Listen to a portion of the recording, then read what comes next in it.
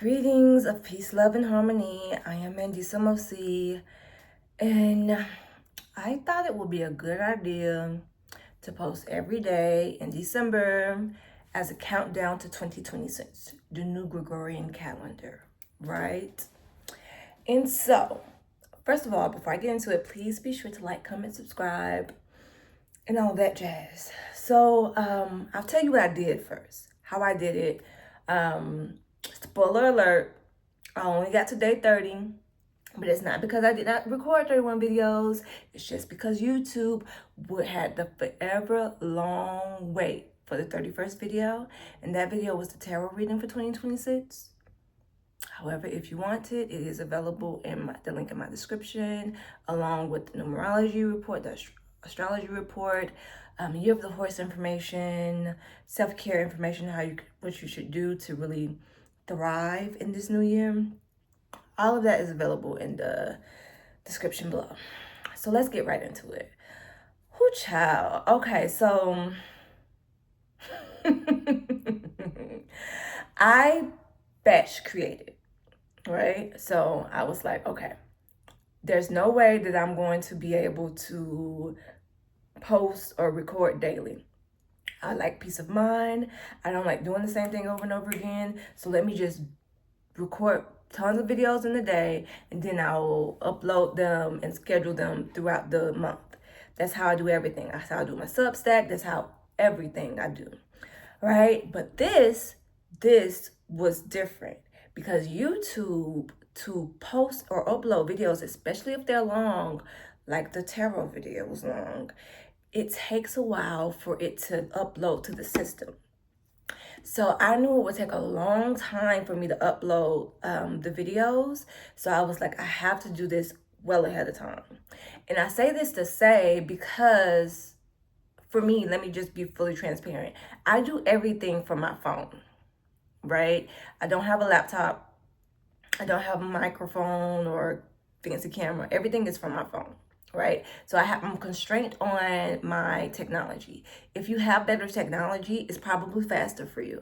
But from my phone, because I'm doing everything else from my phone, talking to people, browsing through this, like the phone is the phone. It has a lot of work to do. So it wasn't the best modality, but I made it work.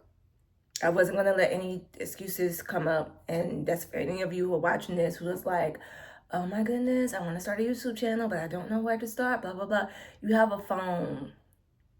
Start there. It takes longer. It's more frustrating. It's very limited on what you can edit and what you can do, but start where you are. Just start, okay? With that being said, I started off before December having around 50 subscribers, and then by the end of December, I had 90 subscribers. It's not a lot, but it's a lot to me. It's growth for me. And I was grateful for it. Did I have a big Delulu dream of being like, oh, I'm going to post these 30 videos and 31 videos and get 1,000 subscribers by the end of it and be monetized? Absolutely. But I built the habit. I got comfortable on camera because I had been doing videos prior to this. I was consistent, but I had a lot of discomfort being on the camera. So doing those batch creations, it made me more comfortable being on the camera. It made me understand what was more comfortable for me in terms of script writing, full script versus outlines. Because if you look at my very first video, God versus Money, you'd be like, this child is reading, because I was reading. I had done all that research. I was like, I'm going to be a video essayist and it's going to work out. But it came off good information, but it just came off, you don't get to see my personality for real. I tried to do it, but it's like I'm reading. It's difficult to read for me. Some people can read from a script and they still have their personality. For me, because I'm nervous and I'm thinking in my mind, like, oh my God, people are going to see this, people are going to see this, people are going to look at me, people are going to criticize, people are going to fact check me, blah, blah, blah, blah, blah. Am I saying this right? Like all this is going in my head, and I have to read it, and I have to like try to make sure I'm looking at the camera, like, oh, this is not the camera, this is the camera. You know, it's all of those things going in your mind. It can be difficult to record while reading. at least for me. Some people may not have that difficulty. Kudos to you. So another thing I noticed, the growth, yes, yay for me. Another thing I did was videos that I had planned out to do. Sometimes they were not making, it didn't make sense to do them. So instead of posting them, I took the Substack series that I was doing on my Substack. I had a live series, and I made that the content instead. Like, work smarter, not harder. So I did both of those things. So I had a list of videos that I recorded, and I was like, this is what's going to be. Some things didn't work out. I was like, I'm doing this thing on Substack, so I'm going to do this too. Yeah. What I did notice, though, because I don't have a niche, video views were low, likes were low, but my subscriber count did keep going steadily up. And there would be times where I noticed that, okay, well, now I got 90 subscribers, now I got 89 subscribers. And for me, I think that happened because, like I said, I don't have a niche, right? It's me, a Black woman, mid-30s, trying to figure it out after being let go, like over 600,000 of us in 2025, over the years of 2025, starting over in life, starting over in life, walking in my path now. But there are just so many things that I have, like niche that I have. Like, I'm good at spirituality, transformational healing, alchemizing. I'm a cult survivor. I do tarot. I do astrology. I do numerology. I am a survivor of burnout. I worked in logistics. I know all of these things and all of these different branches and all of these different niche. How do I put that here? And be like, hey, y'all, follow my content. What are we following for? It's a lot of craziness going on. And then through the thing, as I've had already scheduled all my videos, I did meet up with a sister, and she was like, a niche is basically can also be looking at a particular, like having multiple interests, but looking at it from a particular lens. And it's like, yeah, you're all of those things, and you still have this peculiar lens to look at it from.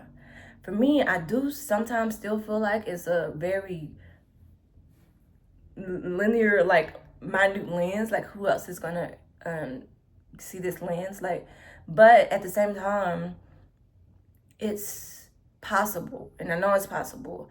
And I'm hoping that as it continues to grow, and as I continue to learn what it means to create content from the lens that I have, I know I'm going to meet people and get people on board to subscribe to my channel. And I know that I'll get people to like really invest in what I'm doing and the work that I'm building.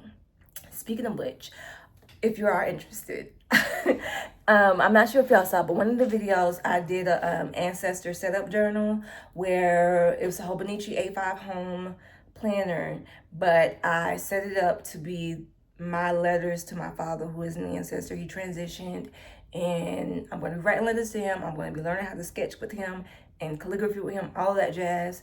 If you're interested in following me on that journey, I do have a Patreon, and on that Patreon, I have separate tiers. One is called the Scribes tier, where I will be going specifically into that work, and I will have live streams and videos that I'm going to be posting for people to kind of teach them and show them through that journey of how to create and transformational heal at the same time. How to heal your grief after losing a loved one. How to create from dealing with the pain and the traumas of emotional abusive relationships. All of those things I do in my Patreon, if you're interested in going deeper with that. And it's only $3 per month for that tier. And so so that's what I learned. I learned that, like, because at first I was like, I'm not getting that many likes at all. I need to set up like 4 or 5 separate YouTube channels. That'll be the way that I can get people going, get people to understand who I am. And then I met that sister, and she was like, just make sure people understand your lens that you view things in. And so I'm a woman, cool. I'm Black, cool. I've dealt with severe burnout from jobs over and over and over again, cool. I'm a cult survivor, was in one for 7 years, cool. I'm a spiritualist, spiritual guide. I do tarot, I do sound healing, I do astrology, I do numerology, I do all of these things. I can also help and guide people through burnout and job management, because I know I've been burnout because I've worked my way to the top of several logistics companies. Okay? Yeah. And so I have a huge story that I know that people are interested in. So I do need to learn, like I said before, to refine that into a particular lens.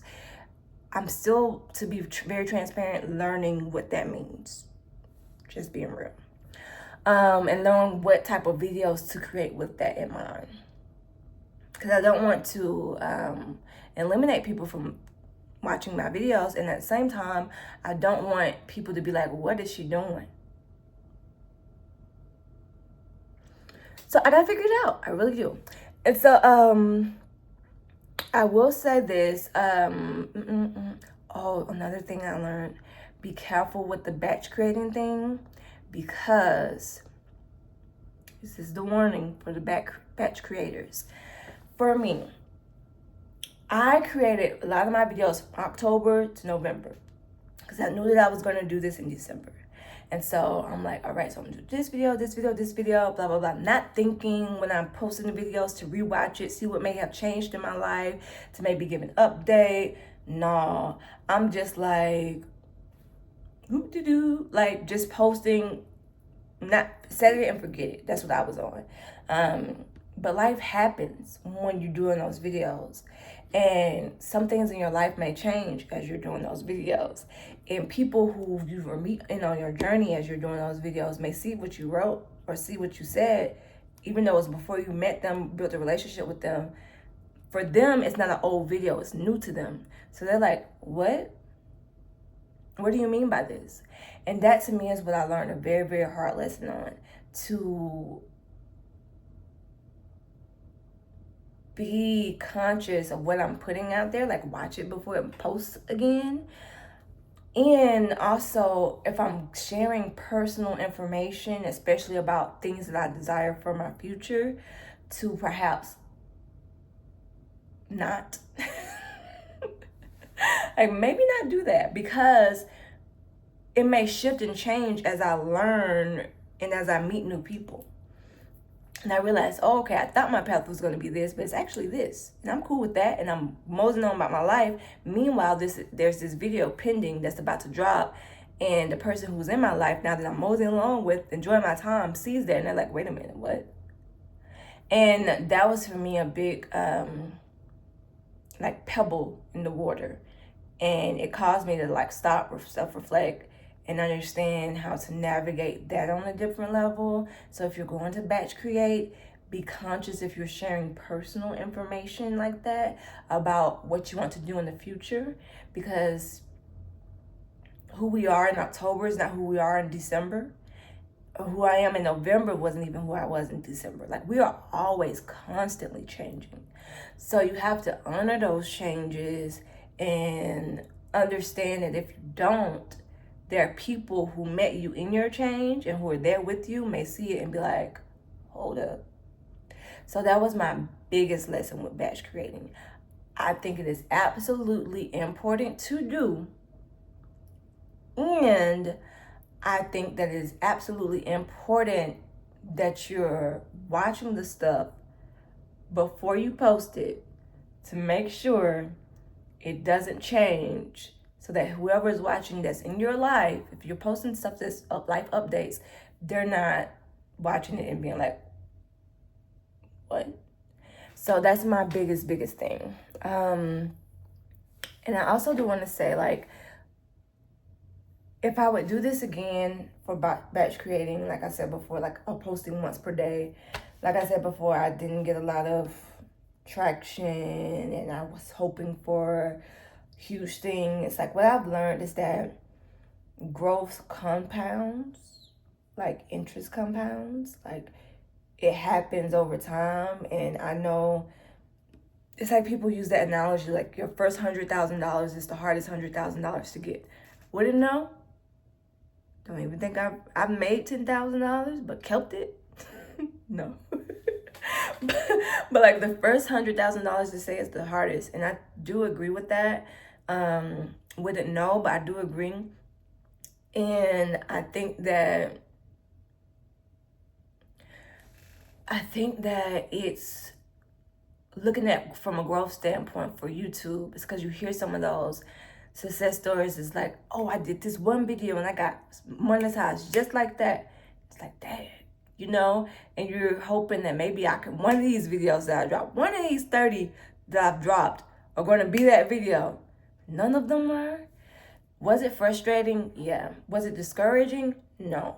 Because I am in this for a long haul. I do want to develop a community of individuals. And when you're doing that, it does take time because you have to make sure that the people that you're growing with and building with, that they are aligned with what you're creating. So I'm not upset about it. It just made me realize that I have to change the way that I view and what my metrics of success were. So by the end of this month, I'm hoping to have 100 subscribers. And by the end of the year, let's do the 12-week year thing. By the end of March, because that's a year, by the end of March, if you watch the 12 weeks year thing, you know what I mean. By the end of March, I'm hoping to be monetized. Did I learn my lesson? I don't know. But if growth compounds, I feel like it's going to take me a long time to get to this 100. I started in July. What month is it now? It's January. I feel like I can do it. I believe in myself. Let's see. Did I miss anything that I wanted to say?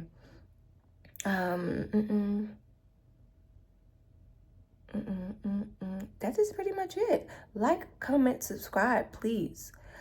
And as always, check the description box for all of the goodies. Support the channel, please. I am restarting my life and I could need your support. Thank you. Bye.